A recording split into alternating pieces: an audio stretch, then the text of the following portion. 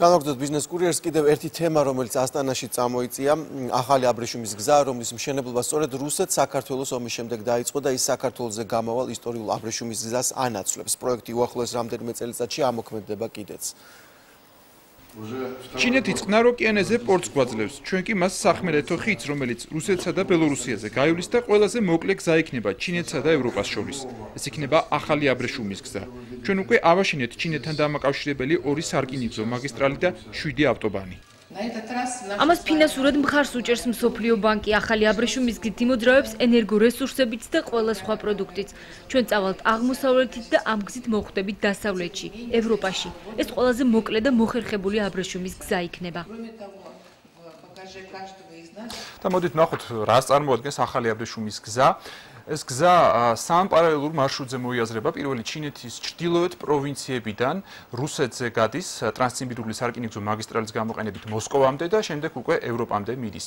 მეორე ლინვანგის პორტს ჩინეთის ცენტრალურ და დასავლეთ პროვინციებს, ყაზახეთს და რუსეთს აკავშირებს სარკინიგზო და სახმელეთო გზების კომბინაციების გამოყენებით. ხოლო მესამე საზღვაო მარშრუტია და ის პერლის დელტაზე მსხვილი საპორტო ქალაქების განვითარებას და საზღვაო გზით როტერდამთან დაკავშირებას გულისხმობს. როგორც ნახეთ, არც ერთი მათგანი საქართველოსთან ახლოსაც არ გადის. ეს გზები უპირველესად სავაჭრო მარშრუტებია, თუმცა ამ კორიდორის გასწვრივ ენერგომატარებლების ტრანსპორტირება და ექსპორტზე ფიქრი ცენტრალური აზიის ქვეყნებმა უკვე დაიწყეს და სწორედ ჩინურ ბაზარზე გატანას უმიზნებენ ისინი. ეს კი ნაბუკოს პროექტს, რომელიც კასპიის გაზის ევროპაში გატანას გულისხმობდა და რომელსაც ასევე თავისუფლი ფინანსური პრობლემები ისედაც ჰქონდა, ეკონომიკურ мотиваციას მნიშვნელოვნად უკარგავს. თუმცა ექსპერტების ნაწილი თვლის, რომ ამ მხრივ ყველა იმედი ჯერ კიდევ გადაწურული მაინც არ არის. თუ პროგნოზი იყო თურქმენეთიდან გაზის მოწოდებაზე, რომელიც ჯერ კიდევ არ მოხსნილა, ისევ დღის წესრიგშია 60 მილიარდი ჯერ მოსანახი აქვს თურქმენეთს ინფრასტრუქტურა და მყიდველი. ამიტომ თუ კი პოლიტიკური გადაწყვეტილება იქნება და ეს მხოლოდ და მხოლოდ პოლიტიკური გადაწყვეტილება უნდა იყოს, რომ კასპიის ზღვას გამოიყენებენ თურქმენული გაზის გასატარებლად, მაშინ თურქმენული გაზი წამოვა აზერბაიჯანის და საქართველოს გავლით მიეწოდება ევროპას. მაგრამ კვლავ მინდა გავიმეორო, ჩვენი გეგმები ძირითადად აზერბაიჯანულ გაზზე იყო დამყარებული. რა გზა ესახება საქართველოს მთავრობას, რომ ქართული ენერგოდერეფნის მნიშვნელობა ისევ წამოიწიოს წინ და ამ სფეროში ახალი ინვესტიციები მოიზიდოს. ამ კითხვით ახლა ენერგეტიკის მინისტრს კახი კალაძეს მიმართავ, რომელიც თავის სამუშაო ოთახიდან გვერდება, რისთვისაც მადლობას მოგახსენებთ. თუმცა სამუშაოდ ამ თემას შევეხებოდეთ, მე ვიცი, რომ აღდგომის შემდეგ თქვენ მიემგზავრებით ყაზახეთში მოლაპარაკებებისთვის და თუ კი მედიასთან საუბარში წამოწიეს იქ მთავრობამ ეს თემა, ალბათ თქვენთან საუბარშიც გაიჟღერებს ესეთი შემოთავაზება საბაჟო აზიურ საბაჟო კავშირში შესაძლო გაერთიანების შესახებ. მით უმეტეს, რომ აქ ქართული მედია მოგიაზრებთ როგორც ერთ-ერთ საპრეზიდენტო კანდიდატს. როგორია თქვენი დამოკიდებულება ასეთი მასშტაბის ეკონომიკური ინტეგრაციისადმი რუსეთთან? მოგესალმებით, პირველ რიგში მივესალმებით თქვენ ტელემაყურებელს. რაც შეეხება დასმულ შეკითხვას ყაზახეთის ვიზიტთან დაკავშირებით, კონკრეტულად თარიღი არ არის ჯერ გადაწყვეტილი თუ როდის მოხდება ჩემი გამგზავრება ყაზახეთში. ძირითადი თემა, სასაუბრო თემა ჩვენ გვექნება აზტრანსგაზის თემა, თბილგაზის დაბრუნების თემა, რომელიც ძალიან ნაწუხებს ყაზახურ მხარეს და ამასთან დაკავშირებით მე რამდენჯერმე გავაკეთე განცხადება, რომ ჩვენი მთავრობა მზად არის იმისთვის, რომ დავждდეთ, განვიხილოთ, რა თქმა უნდა არსებობს კითხვები ჩვენი მხრიდან, არსებობს კითხვები მათი მხრიდან და გვაქვს ჩვენ იმის შესაძლებლობა მოვილაპარაკოთ და თბილგაზის დაბრუნება მოხდეს ყაზახური მხარისთვის. თვითონ ვიზიტს რაც შეეხება, ჯერ კონკრეტულად ვერ გეტყვით თუ ვინ იქნება დელეგაციაში ჩემთან ერთად, შეიძლება იყოს ეკონომიკის მინისტრი გამოემგზავროს და ვისაუბრებთ იმ თემებზე თუ იქნება გარკვეული კითხვები, რაზეც თქვენ ბრძანეთ, ეს მოგეხსენებათ ეკონომიკის თემა და ისინი კონკრეტულად ისაუბრებენ ამ თემაზე. კონკრეტულ ჩემ თემას რაც შეეხება, ეს ძირითადად იქნება თბილგაზის დაბრუნების თემა. ანუ ასეთი მოლოდინი არის, რომ ამ თემაზე იქნება საუბარი, თუ თქვენ უბრალოდ არ გაქვთ ესეთი ინფორმაცია, რომ შეიძლება არ გაქვთ კონკრეტული დეტალებზე, რაზეც ჩვენთან იყო საუბარი, ეს იყო ყაზტრანსგაზის დაბრუნების თემა. დავბრუნდეთ ენერგოდერეფანს, ეთანხმებით თუ არა იმას, რომ ვითარება მართლაც არ საქართველოსთვის მომგებიანად განვითარდა ოშტყუში აი ჩინეთთან ინტეგრაცია ინფრასტრუქტურული ყაზახეთის და შემდეგ უკვე ახალი აბრეშუმის გზის მშენებლობა, რომელიც უკვე ამის დასკვნით ეტაპზეა. როგორ აპირებთ თქვენ, როგორ გესახებათ რა სტრატეგია გაქვთ იმისთვის, რომ აი ეს ქართული ენერგოდერეფანი ისევ მოექცეს ინვესტორთა ყურადღების არეალში? ჩვენი ადგილმდებარეობა მაქსიმალურად უნდა გამოვიყენოთ, ნამდვილად შესანიშნავი ადგილმდებარეობა გვაქვს, გარკვეული პროექტები, მნიშვნელოვანი სტრატეგიული პროექტები, რომელიც განხორციელდა, მაგალითად შახტენიზის პროექტი, მოხდა საქართველოს გავლით და ეს არის ძალიან მნიშვნელოვანი, ძალიან დიდ სარგებელს იღებს ქვეყანა და მომავალში იგეგმება ამ პროექტის გაფართოება, არის საუბარი თუ დღეს ამ მილსადენში გამტარუნარიანობა არის 8 მილიარდამდე, 6 მილიარდამდე უпроსტად, მაგრამ რეალურად 4-5 მილიარდის გატარება ხდება და 5% ქვეყანას რჩება. ნაბუკოს ფარგლებში საუბარი იყო დაახლოებით 30 მილიარდ კუბომეტრამდე ტრანზიტზე, რაც გაცილებით დიდი არის, თქვა იგივე ვიდრე 8 მილიარდი, რომელიც ასევე არის. ნაბუკოს პროექტთან მოგახსენებთ და მე დაგეთანხმებით იმაში, რომ ეს ცოტა გადაიწია ძალიან გრძელვადიან პერსპექტივაში, გარკვეული პრობლემები არსებობს ამ პროექტის განხორციელების, იქ დაფინანსებასთან დაკავშირებით, ზოგადი საუბრები არის, მაგრამ ჯერ კონკრეტიკაზე არაფერი არ არის. მე საუბრობ კონკრეტულად თუ რაზე მიდის ჯერჯერობით საუბარი, ეს არის შახდენიზის გაფართოება, სადაც 16 მილიარდით გაიზრდება გაზის გამტარუნარიანობა, ეს რა თქმა უნდა დამატებით ჩვენი ქვეყნისთვის ძალიან მნიშვნელოვანია და სარგებელს მივიღებთ, მოგეხსენებათ 5% ჩვენ აქედან უფასოდ გვრჩება ჩვენ ტერიტორიაზე გასული მილსადენიდან. ასევე არის საუბარი აგრის პროექტზე, თუმცა მინდა დავამატო ამას, ამ შახდენიზის გაფართოებას მიეբმება ტანაპის პროექტის განხორციელება, მოგეხსენებათ ეს არის ახალი მილსადენების მშენებლობა თურქეთის ტერიტორიაზე. თუმცა ჩვენ გვახსოვს, რომ თქვა აზერბაიჯანული მხარე თურქეთთან ცოტა ვერ თანხმდებოდა ფასებზე და ვერ ტრანზიტზე მათ შორის. ბატონო კახი, აქვე კითხავთ, ანუ რახან ყაზტრანსგაზის თემა ახსენეთ, რომ ამოვწუროთ. რა იქნება თქვენი თავარი პირობა, რასაც წაუყენებთ ყაზახურ მხარეს, რომ თქვა აი ამ პირობის დაცვის შემთხვევაში პირობა აქ არის გადასაწყვეტი მოგეხსენებათ ვალი რომელიც თბილგაზს გააჩნია კორპორაციის მიმართ ეს არის სადღაც 57 მილიონი დამატებული ამას საურავები არის სადღაც 70 მილიონამდე ადის არის საუბარი იმასთან დაკავშირებით რომ ყაზახური მხარე აცხადეს რომ მათ განახორციელეს 100 მილიონის ინვესტიციები ამას დამატებული ჩვენ გვაქვს სახელმწიფოს ვალი, ყაზახური სახელმწიფოს მიერ, ამ თემებზე იქნება ძირითადად საუბარი და მოლაპარაკებები თუ რა მიმართულებით უნდა წავიდეთ და როგორ უნდა მოხდეს ამ ყველაფრის, ასე რომ ვთქვათ, დარეგულირება. ძირითადად იქნება საუბარი ამ ვალებთან მიმართებაში. თქვენი წინასაარჩევნო კამპანიის ერთ-ერთი ვთქვათ აპირება იყო გაზის ფასის შემცირება და თავის დროზე, როდესაც ყაზახურ კომპანიას ვთქვათ გადაეცა და მიიყიდა თბილგაზი, მაშინ იყო ამისი გათვლა, რომ ვთქვათ შეიძლება იაფი ყაზახური გაზი შემოსულიყო რუსეთის გავლით. ეს თემა ისევ განიხილება თუ არა და ან თუ წამოწევთ ეს ძალიან საინტერესო იქნება ამ პროექტის განხორციელება, სამომავლოდ ვიფიქრებთ.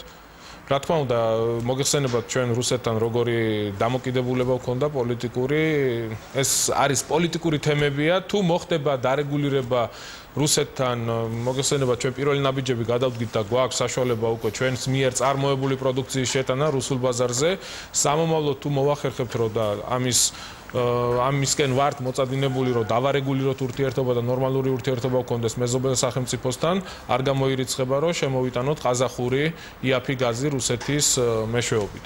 აგრეთვე საინტერესოა და გითხავთ გაიჟღერა ექსპერტის მოსაზრებამ რომ შექმნილ ვითარებაში ჩვენი მთავარი თქვათ შანსი იმისთვის რომ თქვათ ისევ გავხდეთ მნიშვნელოვანი გარშემო სამყაროსთვის ძევს თურქმენულ გაზში და თურქმენეთში. ხომ არ გეგმავთ ასევე თურქმენეთში ვიზიტს მოკლე ხანში, მათ შორის აი ამ თემებზე სასაუბროთ?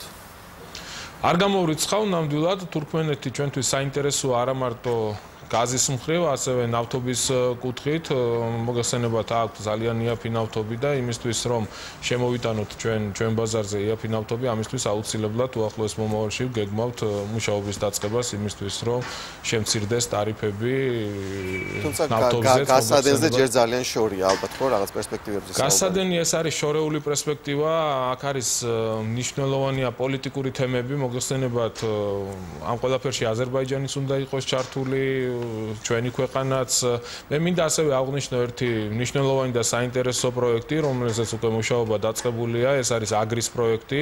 ჩვენ დაწყებული გვაქვს ტექნიკურ-ეკონომიკური შესწავლა ამ პროექტის.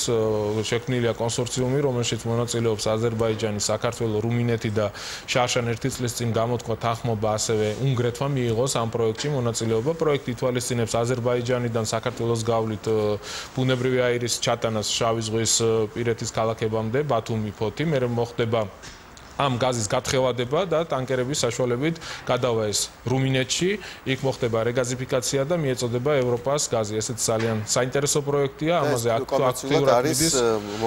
კომერციულად მომგებიანია, ჩვენ საბოლოო, ასე რომ ვთქვათ, სურათი დასკვნა, ექსპერტები, რომლებიც მუშაობენ, გვექნება ძალიან მალე და ამის მერე უკვე იქნება მიღებული გადაწყვეტილება ეს პროექტი განხორციელდება თუ არ განხორციელდება. კეთილი და ბოლოს კითხავთ ინვესტიციებზე, იმიტომ რომ მაკროეკონომიკური ციფრები აჩვენებს, რომ ინვესტიციები შემცირდა, რაც საბოლოო ჯამში ცუდად აისახება ეკონომიკურ სურათზე და არა და ენერგეტიკა იყო აი ბოლოს არჩევნებამდე ერთ-ერთი ყველაზე საინვესტიციო მიმზიდველი სფერო. როგორ გვაქვს ამ მიმართულებით მდგომარეობა, არის თუ არა ახალი ინვესტორები და ისინი ვინც არიან, რამდენად ახორციელებენ თავიანთ ვალდებულებას ფულის ჩადების თვალსაზრისით? ნამდვილად დაგეთანხმები იმაში, რომ ენერგეტიკა მართლაც უცხოელი ინვესტორებისთვის ჩვენს ქვეყანაში ყველაზე საინტერესო სფეროა და ეს დღესაც გრძელდება. ყველაზე დიდი ინტერესი ინვესტიციების განხორციელების ზუსტად მოდის ამ დარგში და მე ამას საუბრობ არა იმიტომ რომ მე გახლავართ ამ დარგის წარმომადგენელი და მინისტრი, ეს არის რეალობა და სიმართლეს შეეფერება. მაგალითად ინტერესი, რომელიც გამოთქვა ტატა ჯგუფმა ქვეყანაში განახორციელოს 500-დან 600 მილიონი დოლარის ინვესტიციები, უკვე ვფიქრობ მომავალი კვირისთვის 4-შაბათი, 5-შაბათი ალბათ უკვე ოფიციალურად გვეწოდინება. ისინი აწარმოებენ მოლაპარაკებას ნორვეგიულ კომპანია Clean Energy-სთან, რომელსაც 4 ჰიდროელექტროსადგურის მშენებლობის გადაწყვეტილება აქვს აჭარის წყლებზე და ამ კომპანიასთან ერთად უნდათ გააფორმონ მემორანდუმი და მიიღონ ახალი ჰიდროელექტროსადგურების მშენებლობაში მონაწილეობა. ასევე რამოდენიმე ხნის წინ მე მოვაწერე მემორანდუმს ხელი თურქულ ჯგუფთან, ანადოლუ ჯგუფი, რომელიც ფარავანის ჰიდროელექტროსადგურს აშენებს და მათმაც გამოთქვეს ინტერესი დამატებით 400-500 მილიონი ამერიკული დოლარის ინვესტიციები დამატებით განახორციელონ, იმიტომ რომ მართლაც ყველაზე საინტერესო სფერო მათთვის წარმოადგენს ენერგეტიკა, რომელიც არის გრძელვადიანი და ძალიან სტაბილური ბიზნესი. კარგად ჟღერს. ინვესტიციები უნდა განახორციელოს თელასმა თუ არსებულ თქვა საიმისთვის ვალდებულებს რო შევეხოთ, მეც მიშა მაგაზე მიდოდა გადასვლა, თქვა იგივე თელასის ვალდებულება რო ააშენოს ეს ელექტროსადგური მრავალ დავას იწვევს და აგრეთვე გამრეცხველიანება, ხო? ესეც ხო უდევს ამ ენერგოპროს და თელასის ყველაზე გდიახ, მოგახსენებთ, თელასის ყველაზე დიდი ვალდებულება ეს არის ახალი ჰიდროელექტროსადგურის მშენებლობა. ვნახოთ, არაშენების შემთხვევაში მათ აქვთ ჯარიმები და ეს როგორც იყო გათვალისწინებული წინა მემორანდუმით, ყველაფერი ძალაში რჩება და მე კიდევ ერთხელ სრული პასუხისმგებლობით ვაცხადებ იმას, რომ ტარიფების შემცირება არ მომხდარა რეინვესტირების ხარჯზე კომპანიებმა, რომელიც უნდა გააკეთონ და მათ კონკრეტულად გაწერილი ექნებათ და ჩვენ მათთან ერთად მუშაობთ, თუ რა სამუშაოები უნდა ჩატარდეს, რა მიმართულებით უნდა გააკეთდეს და ეს არის ძირითადად არსებული სისტემის რეაბილიტაცია, ხაზების რეაბილიტაცია. ენერგოპროს შემთხვევაში მათაც დაევალათ არა მარტო გამრიცხველიანება და მე ვიცი ეს ძალიან დიდი პრობლემაა ჩვენი ქვეყნის მოსახლეობისთვის. 200,000-მდე აბონენტი არის დარჩენილი ინდივიდუალური მრიცხველების გარეშე. მათ უკვე შეუთანხმეთ, ხელშეკრულება გავაფორმეთ, 2015 წლის ჩათვლით დასრულდება საერთოდ გამრიცხველიანების პროგრამა. ყველა მოქალაქეს ექნება, ვინც არის დარჩენილი დღეს ამ ინდივიდუალური მრიცხველების გარეშე, ექნება ინდივიდუალური მრიცხველები. ასევე მათ ევალებათ არსებული ხაზების და ქვესადგურების რეაბილიტაცია, ელექტროგადამცემი ხაზების კუთხით. ჩვენ ძალიან ცუდი მდგომარეობა გვაქვს განსაკუთრებით რეგიონებში. ამინდის ცვლილება მაშინვე იწვევს ელექტროენერგიის გათიშვას. ამ კუთხით 2015 წლამდე დასრულდება ეს ყველა სამუშაოები, ეს იქნება ელექტროგადამცემი ხაზების შეცვლა, ბოძების შეცვლა. 2015 წლის დასაწყისამდე თუ ბოლომდე? ბოლომდე, 2016-მდე, რო ვთქვათ, 2015-ის ჩათვლით საერთოდ დასრულდება ამ მიმართულებით. ბატონო კახი, მინდა რომ დავაზუსტოთ, ანუ იმ განახლებული მემორანდუმით, რომელიც ენერგეტიკის სამინისტრომ თელასთან დადო, ანუ 100 სიმძლავრის ჰიდროელექტროსადგურის მშენებლობის ვალდებულება ჩაუდეთ ამ კომპანიას. 100 მეგავატის ეს იყო ჩადებული, ჩვენი ჩადებული არ არის 100 მეგავატის სიმძლავრის და ისე ძალაში რჩება, ანუ 120 მილიონი დოლარი დაახლოებით. ნუ ცოტა მეტი გამოდის თინ. თუ თუმცა ეს კითხვას არ ხსნის, რომელიც მუსირებს და იქნება მაინც შეეძლოთ პასუხისგაცემა კარგი იქნებოდა. თქვენ თქვით რომ ტარიფის შემცირება და მოგების შემცირების ხარჯზე, მაგრამ რატო შეამცირა თქვა კომპანიამ მოგება, რატომ გამოიჩინა ესეთი კეთილინება, რა იყო სანაცვლოდ შეთავაზებული აი ეს კეთილინება არ არის, მოგახსენებთ, თელასი მარტო რუსული კომპანიის ინტერაოს არ გახლავთ, მოგეხსენებათ 25% არის ჩვენი, სახელმწიფოსი არის, თითოეული ჩვენთაგანის გახლავთ და ჩვენ ინტერესებში შედიოდა კომპანია მუშაობდეს გამართულად. სხვათა შორის მინდა აღნიშნო და გითხრათ ის, რომ ძალიან ბევრი კითხვები არსებობს გასული წლების განმავლობაში შესრულებული სარეაბილიტაციო სამუშაოების ჩატარების დროს, გამართული ტენდერების დროს ძალიან ბევრი კითხვებია ამ მიმართულებით. ძალიან დიდი თანხების მოპარვა ხდებოდა და ამ მიმართულებით გამოძიება მუშაობს. თუ შესასრულებელი სამუშაოები მაგალითად $100 იყო, მე ეს პირობითად მომყავს, ხდებოდა თანხების გაწერა $700-800, ანუ 7-8-ჯერ მეტი თანხების გადახდა ხდებოდა, სად მიდიოდა ეს თანხები თუ ვიზჯიბეში ილექებოდა, ჯერჯერობით გაურკვეველია და მიდის ამ მიმართულებით მუშაობა. ასევე ტენდერები, ჩატარებული ტენდერები და ძირითადად ტენდერებს იგებდა ის კომპანიები, რომლის დამფუძნებლებიც გახდათ თელაში მომუშავე მაღალჩინოსნების ოჯახის წევრები. ნუ ძალიან ბევრი კითხვებია ამ მიმართულებით. კონკრეტულად ტარიფის შემცირებას. ტარიფის შემცირება, არა, ეს ჩვენ ინტერესებში შედიოდა სახელმწიფო 25%-ს პროცენტს და სახელმწიფოს ინტერესებში შედის, რა თქმა უნდა, რომ მოსახლეობაც კმაყოფილი იყოს და თანხები, რომელიც სარეაბილიტაციოდ იქნება მიმართული, იყოს მიზანშეწონილი და მიზანმიმართულად მიდიოდეს ეს თანხები და კონკრეტულად მოხმარდეს რეაბილიტაციას და არა დაილექოს სხვა ადამიანის ჯიბეებში. რაც შეეხება შემცირებულ ტარიფს, ჩვენ ამაზე ძალიან ბევრი მუშაობა მოგვიწია. აქტიურად ყავდა ჩართული სემეკის წარმომადგენლები, იმიტომ გვინდოდა გაგვერკვია თუ სად შეიძლებოდა მომხდარიყო ტარიფის შემცირება, სხვადასხვა ექსპერტებიც იყო ჯგუფში ჩართული, რომელიც ტარიფის შემცირებაზე მუშაობდა. მოგეხსენებათ, ტარიფი შედგება 3 კომპონენტისაგან, ეს არის გენერაცია, ანუ წყაროები, საიდანაც ჰიდროელექტროენერგია იწარმოება, და არის გატარება და არის დისტრიბუცია. ერთადერთი მარჟა და შესაძლებლობა, სადაც მოხერხდა და ჩვენ ვნახეთ შესაძლებელი იყო შემცირებული იყო, ეს იყო სადისტრიბუციო ხარჯზე. და კიდევ ხედავთ ხო ესეთ თქვა შესაძლებლობას, რომ კიდევ იცით რა, ჩვენ ამ მიმართულებით მუშაობთ, მაგრამ ჩვენი მთავრობის და გუნდის პრინციპული მიდგომა არის იქეთკენ, რომ ქვეყანაში შეიქმნას ისეთი პირობები, ისეთი მდგომარეობა, რომ ხალხს მიეცეს იმის საშუალება, რომ მათ შეძლონ არსებული კომუნალური გადასახადების გადახდა და არ იყოს მუდამ იმაზე საუბარი, რომ გადასახადები არის მაღალი, უნდა დაუწიოთ, სუბსიდირებაზე უნდა იყოს.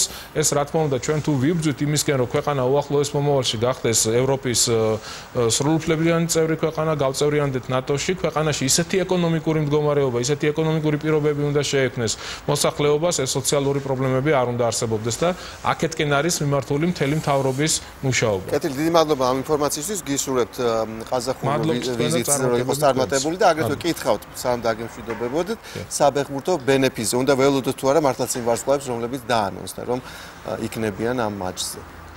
კი, დროთა განმავლობაში აუცილებლად მოგაწვდით, ყველას ეცოდინება, თქვენი მეშვეობით მოსახლეობას ეცოდინება, რა თქმა უნდა, თუ ვინ ჩამოდის ამ თამაშზე, მაგრამ გაძლევთ პირობას, ძალიან ბევრი ვარსკვლავი ეწევა ქვეყანას. ის რაც უკვე ვიცით, თქვათ, შეგიძლიათ ჩამოთვალოთ, თუ ჯერ პროცესშია, თქვათ ეს. მე ამ წუთში შემიძლია გითხრათ, ეს არის უკვე დადასტურებული, ჩამოდის მილანის გუნდი, რომელშიც ყველა ის ვარსკვლავი იქნება, რომელიც 10 წლის განმავლობაში ჩემთან ერთად თამაშობდა. და თქვენ თქვათ ალბათ დროს ნახულობთ რომ ივარჯიშოთ. შეძლების და გვარად ვცდილობ რომ შევძლო 90 წუთის განმავლობაში ვითამაშო. თუმცა ეხა ისეთ დონეზე მაინც ვერ ვიქნები როგორც ეს წლების წინ იყო. კეთილი, ვნახავთ. გაგელოდებით დიდი